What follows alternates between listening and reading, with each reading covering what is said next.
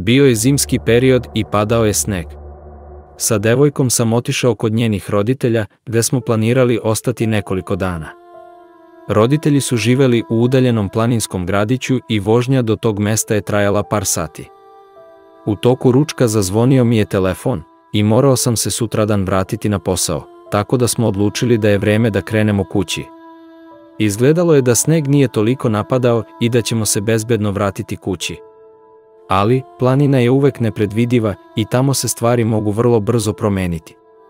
Njeni roditelji su nam poručili da budemo oprezni i da bi bilo najbolje da prespavamo kod njih, ali ipak smo se odlučili da krenemo, jer smo imali obaveze koje nismo mogli odložiti. Na vestima su javili da se na put ne kreće bez velike potrebe, ali pomislio sam da to oni uvek kažu i bio sam ubeđen da ćemo se bez problema vratiti kući. Zahvalili smo se, upalili automobil i polako krenuli nazad. Prošli smo oko 30 kilometara i tada su se uslovi na putu naglo pogoršali. Tada već poprilično uzak put je postajao sve više zatrpan snegom, a vidljivost na putu je bila sve manja i manja. Smetovi snega su bili preko 2 metra i situacija je postajala sve teža.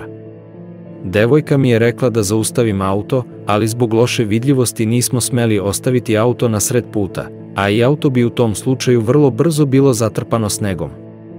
Nismo imali ni mnogo goriva, tako da smo vrlo brzo mogli ostati sami u hladnom autu.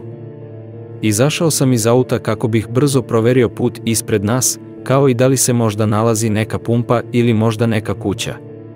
Proverio sam i mapu na telefonu, ali nije bilo mreže, tako da nismo mogli nikoga pozvati u pomoć, niti videti našu tačnu lokaciju. Vratio sam se u auto, spustio prozor i nastavio voziti. Bojao sam se da zbog slabe vidljivosti ne sletimo sa puta, tako da sam vozio prilično sporo i nadao sam se da ćemo ubrzo naići na neku civilizaciju. Bili smo u lošoj situaciji, jer nismo znali da li se bolje vratiti nazad ili ići prema napred. Ipak, odlučili smo se da krenemo napred. Vozili smo se tako još neko vreme, ali bilo je i suviše rizično nastaviti vožnju u takvim uslovima, jer je bilo samo pitanje vremena kada ćemo upasti u neku provaliju. Bili smo na ivici strpljenja i uhvatila nas je velika panika. Nismo znali šta da radimo. Taman, kada smo počeli gubiti veru da će nas neko spasiti, u daljini smo videli farove koji su išli prema nama. Ali farovi koje sam ugledao nisu mi delovali kao farovi od običnog automobila. Bili su jako visoki i veoma blizu jedno drugoga. Takođe, vozilo se prilično sporo kretalo. Tada sam odlučio da na autu uključim duge farove i sve druge oblike signalizacije kako bi nas za svaki slučaj primetili. Konačno, nakon nekoliko minuta čekanja vozilo koje smo videli je došlo do nas. Tada mi je bilo jasno zašto mi je raspored farova delovao kao da nije u pitanju običan automobil. U pitanju je bio traktor. Traktor je vozio stariji čovek koji se zaustavio pored našeg auta i pitao nas u čemu je problem. Rekli smo mu da je prerizično nastaviti vožnju u tim uslovima i zamolili ga za pomoć. Rekao nam je da ako hoćemo, možemo otići do njegove kuće i sačekati da prođe nevreme. Takođe, ako budemo hteli možemo i prespavati, s obzirom da imaju dosta prostora, ali da zbog slabih veza telefon im trenutno ne radi. Kako je rekao, zbog jakog snega trenutno ni struju nemaju. Odlučili smo da krenemo sa njim, jer nam je bilo najbitnije da budemo na toplom i na sigurnom. Devojka mi je rekla da joj starac deluje sumnjivo, ali rekao sam joj da greši i da je u pitanju dobar domaćin koji samo želi da nam pomogne. Odlučili smo da pođemo sa njim, nekako smo ušli u traktor i krenuli smo prema njegovoj kući. Pogledao sam na telefon i video da na njemu definitivno nema mreže, te da je neupotrebljiv. Tada nam je rekao sledeće: imali ste sreće što sam naišao. Ispred se nalazi veliki jarak i pitanje je da li bi preživeli da ste upali dole. Niko vas ne bi našao, možda čak ni do proleća. A do tada bi vas već životinje pojele. A to bi bila velika šteta.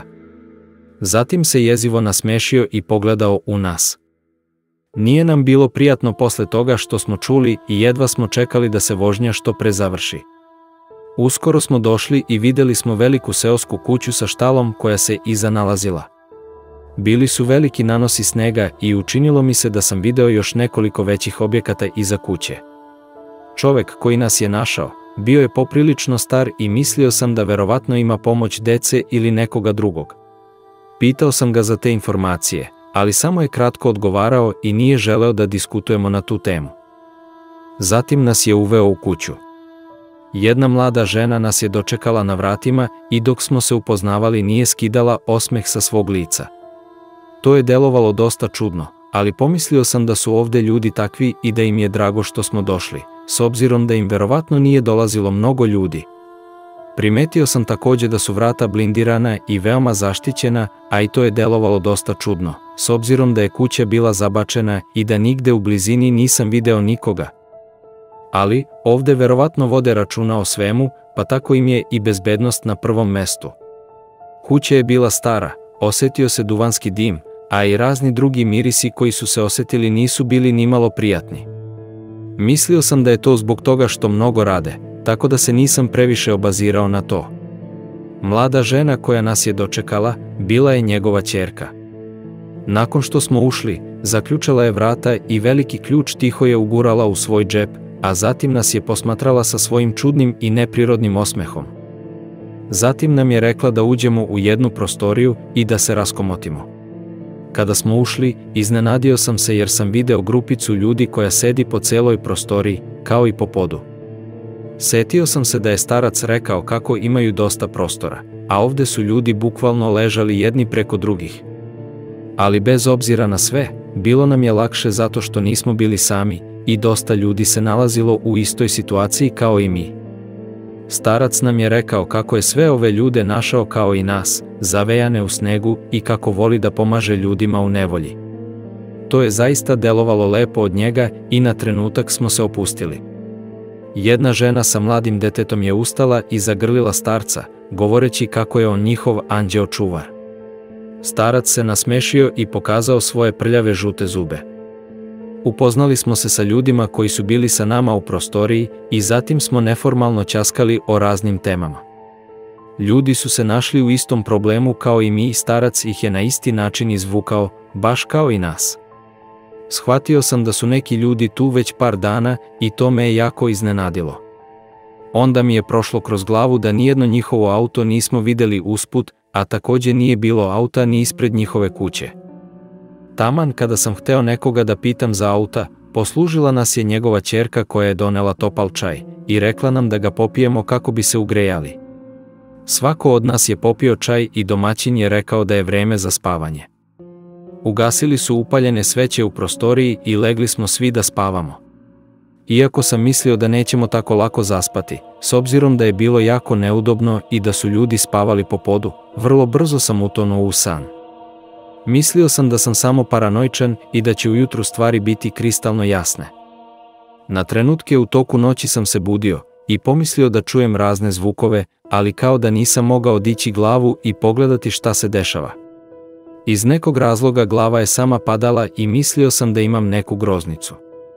U nekom trenutku osetio sam da svetlost dopire iz malog prozora i shvatio sam da je svanulo.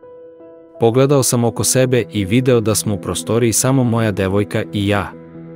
Zapitao sam se gde su svi ti ljudi otišli i zašto smo samo nas dvoje ostali u prostoriji. Osetili smo po mirisu da neko pravi doručak. Bio je u pitanju miris slanine i mesa. Odlučili smo da odemo do kuhinje i da vidimo ko je tamo. Tamo nas je čekao naš domaćin koji je sedao za stolom i čitao neke stare novine. Video sam po naslovnici da su novine koje čita stare sigurno 10 godina. Poželeo nam je dobro jutro i rekao da sednemo za sto. Od ostalih gostiju nije bilo ni traga. Rekao nam je da je sneg baš mnogo napadao, tako da više nisu mogli otvoriti ulazna vrata. Takođe, rekao je da će sneg padati još neko vreme i da nije siguran kada ćemo moći napustiti njegov dom. Rekao sam da trebam obaviti hitan poziv, s obzirom da nikom nisam javio da ću biti odsutan sa posla. Pokazao mi je na stari telefon u hodniku, ali bilo je očigledno da telefon nije u funkciji. Kada sam malo detaljnije pogledao, video sam da je kabal prerezan. Potražili smo telefone i dokumenta, ali ih nije bilo i pitali smo se gde su nam stvari. Starac nam je odgovorio da se stvari nalaze kod njega iz razloga što su ih gosti nekada znali pokrasti i da zbog toga lične stvari vraćaju tek kada krenemo kući. To je zvučalo baš jezivo i insistirali smo da nam vrati telefone kako bi obavili neke pozive, jer je mreža možda došla. Tada je rekao sledeće: žao nam je, ali to su pravila. Vi ste naši gosti i morate se ponašati u skladu sa našim pravilima. Nisam mogao da verujem šta čujem, ali nisam hteo da pravim još veći problem, jer sam smatrao da ćemo uskoro napustiti kuću.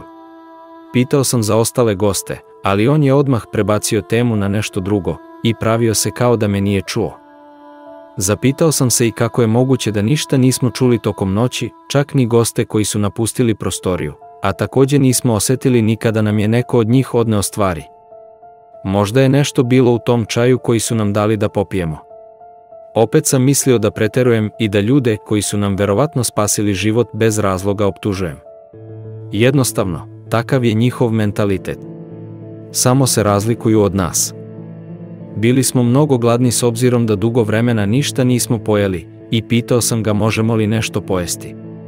Čak sam se ponudio da platimo, jer se novac koji smo imali u našim stvarima sada svakako nalazio kod njih.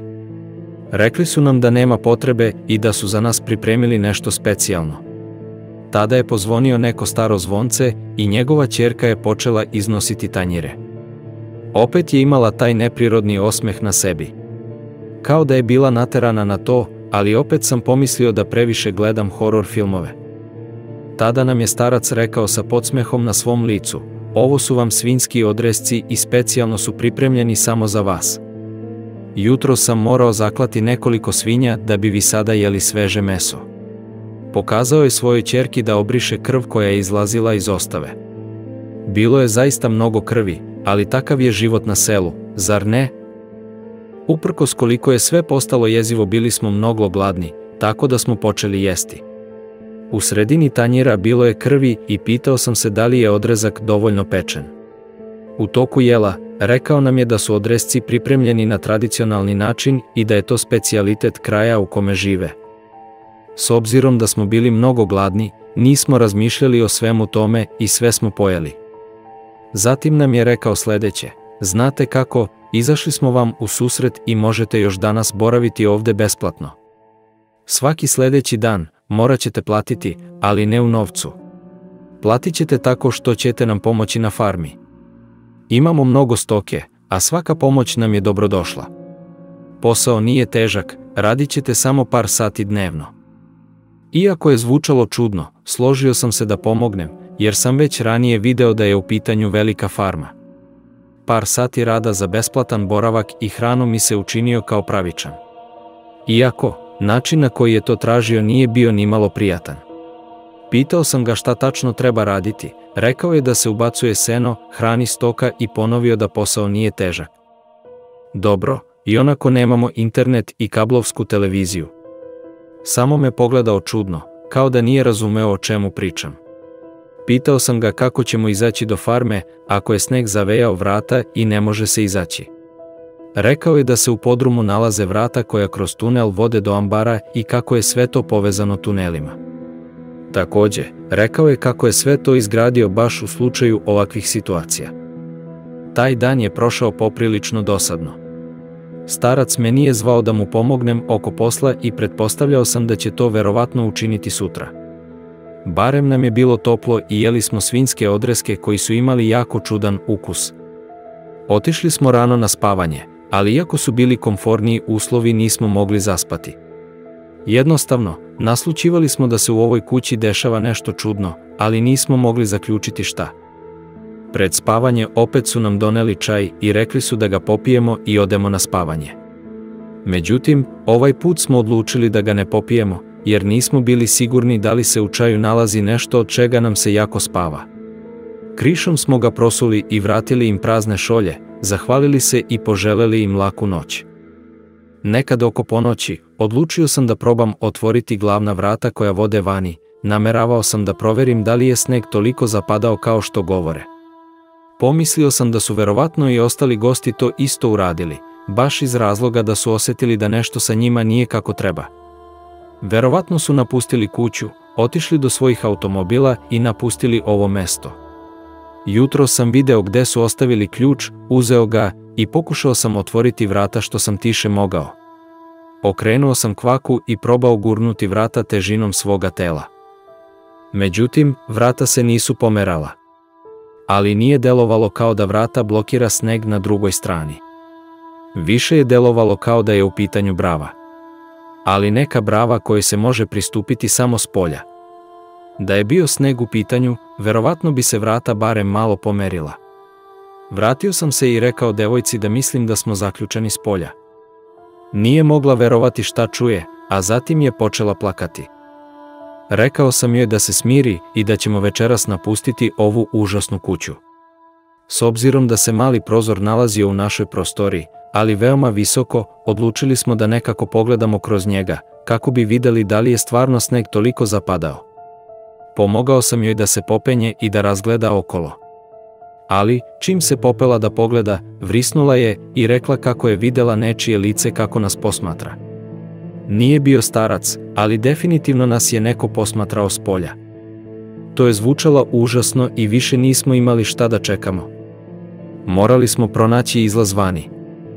Ali, ako je neko bio vani, to je značilo da se može izaći i da nas je starac verovatno zaključao s polja. Opet smo čuli neke čudne zvukove i nismo mogli da ocenimo odakle taj zvuk dolazi. Nadali smo se da bi nam izvor tog zvuka mogao pomoći da napustimo kuću. Tada sam se setio da je starac rekao kako se u podrumu nalazi tunel koji je vodio do drugih poljoprivrednih objekata. Odlučili smo da probamo pronaći taj tunel, ali smo morali biti jako oprezni i tihi kako nas ne bi čuli. Hodnik se osetio na seno i ti mirisi su nam ukazivali da smo na dobrom putu. Nakon nekog vremena, uspeli smo pronaći tunel. Ali imao sam čudan osjećaj u stomaku. Sve je delovalo suviše lako. Ipak, mislio sam da nema razloga za strah. U pitanju je samo starac i njegova ćerka. Nije bilo razloga za brigu. Čak i ta osoba koja nas je posmatrala kroz prozor, verovatno nije opasna. Međutim, dok smo se spuštali tunelom, srce mi je lupalo sve jače, jer nisam znao šta nas očekuje na kraju tunela. Nakon nekog vremena, ušli smo u mračnu štalu. Bili smo jako oprezni i sagnuli smo se iza zida kako bi vidjeli da li se još neko nalazi unutra. Bio je to zaista ogroman prostor. Seno se nalazilo po celom podu i pretpostavio sam da se u štali nalazi mnogo životinja. Odjednom, ušao je neki čovek koji je nosio nešto što je ličilo na vreću hrane i onda je ubacio tu hranu u veliko korito. Zatim je izvadio pištolj iz futrole i glasno se proderao: "Svinje, vreme je za večeru." Tada su ljudi počeli izlaziti iz malih kaveza i obora za koje sam mislio da se u njima nalaze životinje.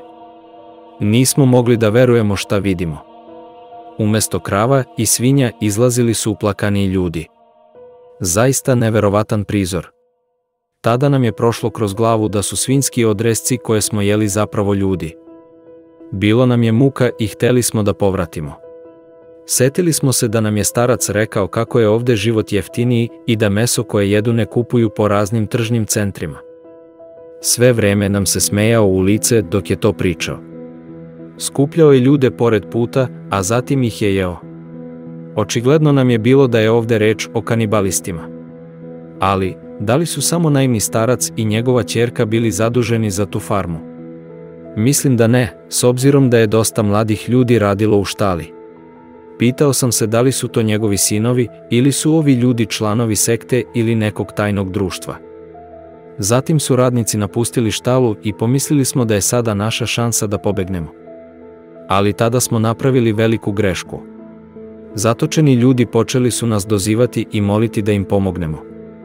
Prepoznali smo ljude sa kojima smo ćaskali prethodne večeri. Rekli su nam da nipošto ne pijamo čaj koji nam daju svako veče, jer su nas na taj način drogirali.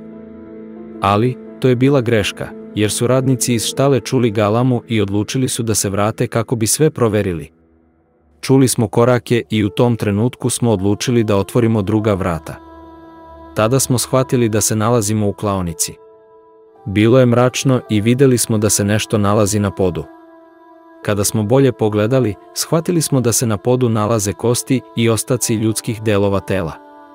U prostoriji su takođe bili veliki frižideri i bilo nam je jasno da je priča o tome kako nemaju struju očigledna laž. Čuli smo galamu i pretpostavili smo da nas traže. Odškrinuli smo vrata i videli da su u štali starac, njegova ćerka, kao i dosta radnika koji su nosili puške. Bili smo u panici, te smo ušli u veliki frižider. Tada smo videli nešto jezivo. U njemu se nalazio mrtav čovek, koga smo prepoznali da je sedeo prošlu noć sa nama. U frižideru je bilo veoma hladno. Ali, ako nas uhvate, bilo je jasno da nećemo preživeti. Čuli smo ih kako ulaze u klaonicu. Bilo je očigledno da je starac bio frustriran zbog toga što je mislio da smo već pobegli. Galamio je na sve i rekao je da su mu izdali poverenje. Zbog ovakvih grešaka, sve što sam stvarao ceo svoj život, sada može propasti. Dobili ste ovaj posao sa razlogom, a vi ste dopustili da vas neki klinci prevare. Trebam vas sve ubiti, a zatim pojesti. Bilo je jezivo i samo sam molio Boga da napuste prostoriju. Nakon nekog vremena, shvatili smo da su napustili našu prostoriju. Pokušali smo da otvorimo frižider, ali bez uspeha. Koliko god smo pokušavali, frižider se nije mogao otvoriti iznutra. Polako smo se mirili sa našom sudbinom, a zatim smo čuli nečije korake. Mislili smo da nas svakako očekuje ista sudbina, jer ako ne izađemo iz frižidera, svakako ćemo umreti. Vrata frižidera otvorio jedan od njegovih radnika. Malo sam se zagrejao kako bih progovorio, a potom sam mu zahvalio. Ali, on ništa nije odgovorio. Samo je stajao i gledao u nas. Nakon nekoliko minuta, samo nam je pokazao put prema izlazu i otvorio je usta. Shvatili smo da nema jezik i da je verovatno jedan od žrtava starca, te da ga je primorao da radi za njega. Pokazivali smo mu da krene za nama, ali on je to odbio. Nismo znali iz kog razloga, verovatno se na farmi još uvek nalazio neko njemu blizak, a zatim je izašao i napisao nam na snegu: "Zovite policiju." Hodali smo pored ceste u nadi da će neko naići, a molili smo se da to ne bude starac sa svojim traktorom. Bilo je mnogo hladno i mislili smo da ćemo umreti. Hodali smo celu noć, ali niko nije prošao. Bio sam na samoj ivici života i smrti i samo se sećam da sam čuo zvuk automobila i da sam poslednjim atomima snage istrčao pred njega. Zbunjeni čovek nas je potom odvukao u bolnicu, gde smo bili na lečenju čak 20 dana. Jedva smo preživeli posledice hladnoće i tek nakon toga smo pozvali policiju. Sve smo im ispričali, ali oni nisu odmah poverovali u našu priču. Međutim, uspeli smo ih ubediti da odu i da istraže. Kada su otišli, zatekli su prizor spaljene kuće zajedno sa farmom. Ubrzo, pozvali su forenzičare koji su tražili dokaze koji bi ukazali na kanibalizam. Uspeli su pronaći ljudske kosti i videli su da ipak govorimo istinu. Međutim, brojka se nije slagala. Rekli su nam da su to ostaci od samo 2 ljudi i da su veoma stari. Bili su stari i preko 30 godina. Nije postojao nijedan noviji dokaz. Takođe, rekli su nam da vlasnik kuće i farme odavno više nije bio živ i da po papirima niko nije živeo godinama u kući, a mi smo bili zbunjeni i nismo očekivali takav odgovor. Takođe, našeg auta više nije bilo, kao ni auta ostalih ljudi koji su bili sa nama u kući. Pitali smo se da li su u pitanju članovi nekog uvrnutog kulta kanibala ili članovi nekog tajnog društva. Policija nam nikada nije dala odgovore na ta pitanja. Nikada neću zaboraviti scene koje sam video i često imam noćne more zbog toga. Od tada postao sam vegetarijanac i mislim da će tako ostati do kraja mog života.